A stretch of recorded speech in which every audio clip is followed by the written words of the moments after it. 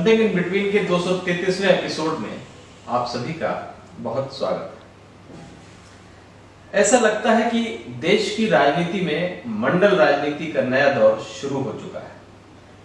इसकी बानगी मंगलवार को लोकसभा में दिखी, तब जब सरकार ने ओबीसी सूची निर्धारण करने का अधिकार राज्यों को देने के लिए संविधान संशोधन विधेयक पारित कराया। इस विधेयक पर हुई 8 घंटे की मैराथन चर्चा में कई संकेत मिले। इन संकेतों का सार ये था कि सामाजिक न्याय या मंडल राजनीति के मामले में सभी दल आपस में होड़ कर रहे हैं, खुद को एक दूसरे से ज्यादा ओबीसी हितैषी बता रहे हैं। चर्चा में खास तौर से कांग्रेस ने न सिर्फ चौंकाया बल्कि ये संदेश दे दिया कि भविष्य में उसकी राजनीति में यू टर्न आने वाला है। पार्टी ने यह भी संकेत दिया कि अब वह अगड़ों को साधने की राजनीति की जगह पिछड़ी जातियों में अपनी पैठ बनाने पर ज्यादा ध्यान देगी। ओबीसी विधेयक पर चर्चा के दौरान यह रुख पार्टी के संसदीय दल के नेता अधीर रंजन चौधरी के भाषण से स्पष्ट हुआ। उन्होंने आरक्षण की अधिकतम 50% की सीमा को खत्म करने की मांग की। यह भी कहा कि अगर भाजपा और मोदी सरकार वास्तव में ओबीसी हितैषी है तो उन्हें ऐसा करके दिखाना चाहिए। सवाल बस कांग्रेस के बदले रुख तक सीमित नहीं है। 90 के दशक में सामाजिक न्याय की राजनीति से अपनी पैठ बनाने वाले दल भी लगातार मुखर होते जा रहे हैं। यह इसलिए अहम है कि बीते 7 सालों में इन दलों की मुखरता एकाएक खत्म होती जा रही थी, मगर अब इन्हीं दलों ने नीट में ओबीसी कोटा लागू करने के लिए सरकार पर दबाव बनाया। ओबीसी सूची तैयार करने का अधिकार राज्यों को देने की पुरजोर मांग की। अब कई दल जाति आधारित जनगणना के सवाल पर अपनी मजबूत उपस्थिति दर्ज करा रहे हैं। बदलाव भाजपा में ही नहीं, संघ में भी दिख रहा है। साल 2014 में सत्ता में आई भाजपा मुख्य रूप से हिंदुत्व को फोकस कर रही थी। पार्टी ने पिछड़ी जातियों में पैठ बनाने के लिए नई सोशल इंजीनियरिंग जरूर तैयार की थी, मगर इनका फोकस समाजवाद नहीं था।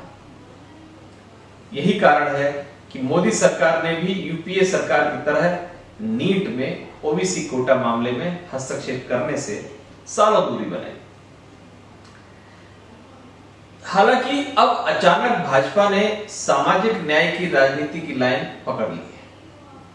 इस क्रम में मोदी सरकार ने पहले नीट में ओबीसी का अखिल भारतीय कोटा लागू किया।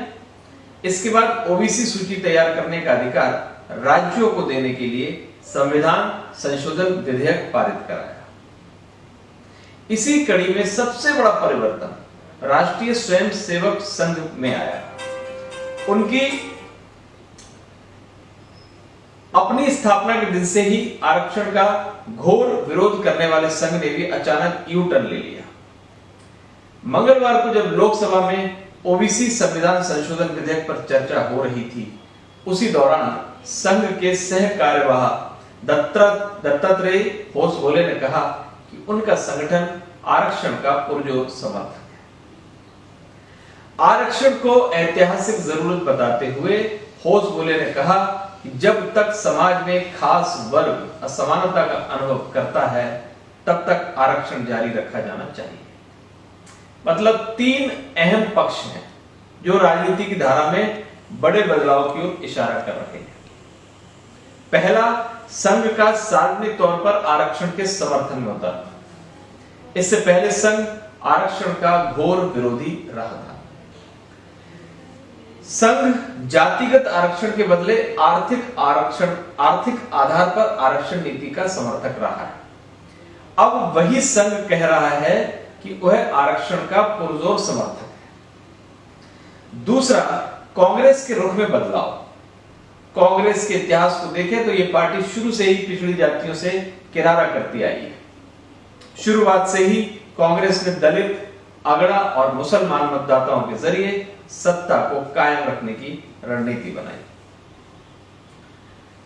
अब दलित और अगड़े पार्टी से दूर जा चुके हैं। मुसलमान वही पार्टी के साथ है जहां इनके पास भाजपा को हराने के लिए उसके अलावा कोई तीसरा विकल्प नहीं है। कांग्रेस मान चुकी है कि अगड़ों को साधना अब उसके लिए बेहद मुश्किल है, इसलिए पार्टी सामाजिक न्याय की धारा की राजनीति में बहना चाह रही है। यही हाल भाजपा का है। अपनी स्थापना के बाद से ही इसकी पहचान अगड़ों के पार्टी के रूप में थी। 90 के दशक में बीपी सरकार ने जब मंडल आयोग की सिफारिशें लागू करने की पहल की तो भाजपा ने खुलकर इसका विरोध किया। पार्टी ने साफ कहा कि आरक्षण देने का आधार आर्थिक होना चाहिए। उस दौरान मंडल की राजनीति की हवा निकालने के लिए ही भाजपा के अहम चेहरा लाल कृष्ण आडवाणी ने राम मंदिर आंदोलन का बिगुल बजाया। हालांकि बाद में पार्टी ने धीरे धीरे पिछड़ों और दलितों में अपना आधार बनाने की पहल की। यूपीए 2 के दौरान पार्टी के रूप में इतना बड़ा बदलाव आया कि लोकसभा में पार्टी के वरिष्ठ नेता गोपीनाथ मुंडे ने जातिगत आधार पर जनगणना की मांग कर डाली। साल 2014 में केंद्र की सत्ता में काबिज होने के बाद भाजपा ने हिंदुत्व के साथ सामाजिक न्याय की गाड़ी भी पकड़ ली। पिछड़ों में आधार बनाने के लिए अलग अलग राज्यों में मजबूत पिछड़ी जातियों के खिलाफ दूसरी पिछड़ी जातियों को गोलबंद किया। पार्टी को इस मामले में व्यापक सफलता मिली। पार्टी ने उत्तर प्रदेश जैसे राज्य में 2/3 बहुमत हासिल किया। लोकसभा चुनाव में दोबारा अपने दम पर बहुमत हासिल करने का इतिहास रचा। अब सवाल है कि आखिर भाजपा सीधे सीधे सामाजिक न्याय की राजनीति में क्यों कूद पड़ी। जाहिर तौर पर पार्टी किसी भी कीमत पर उत्तर प्रदेश को गंवाना नहीं चाहती। पार्टी को पता है कि देश में उसकी राजनीति की तूती बोलने की वजह अति पिछड़ी जातियों का समर्थन है। पार्टी में पिछड़ी जातियों के विधायकों सांसदों की भरमार है। ऐसे विधायक सांसद जिनकी राजनीति की नींव ही सामाजिक न्याय है। फिर भाजपा को पता है कि उसकी सत्ता तभी तक कायम है जब तक उसके अति पिछड़ी जातियों का समर्थन हासिल है। हालांकि पार्टी को खुलकर सामाजिक न्याय की राजनीति करने से अगड़ों के नाराज होने का भी भय है। यही कारण है कि मोदी सरकार हिंदुत्व और सामाजिक न्याय के बीच संतुलन की राजनीति कर रही है। मसलन सरकार ने नीट में ओबीसी का अखिल भारतीय कोटा लागू करने के साथ सामान्य वर्ग के आर्थिक रूप से कमजोर वर्ग के लिए भी 10% आरक्षण का प्रावधान किया है। हालांकि मुश्किल यह है कि अब भाजपा और मोदी सरकार पर जाति आधारित जनगणना का दबाव बढ़ रहा है। सरकार के सहयोगी इस मामले में बेहद मुखर है। सामाजिक न्याय की राजनीति करने वाले अन्य क्षेत्रीय दल इस मामले में मुखर है।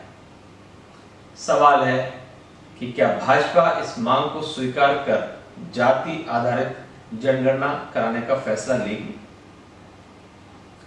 अगर ऐसा करेगी तो इसका अगली जातियों में क्या संदेश जाएगा? इस मामले में मोदी सरकार हिंदुत्व और सामाजिक न्याय के बीच कैसे संतुलन साधेगी? इन सभी सवालों के जवाब आने बाकी हैं। मगर ये सच है कि देश की राजनीति में एक और मंडल युग का आरंभ हो गया है। नमस्कार।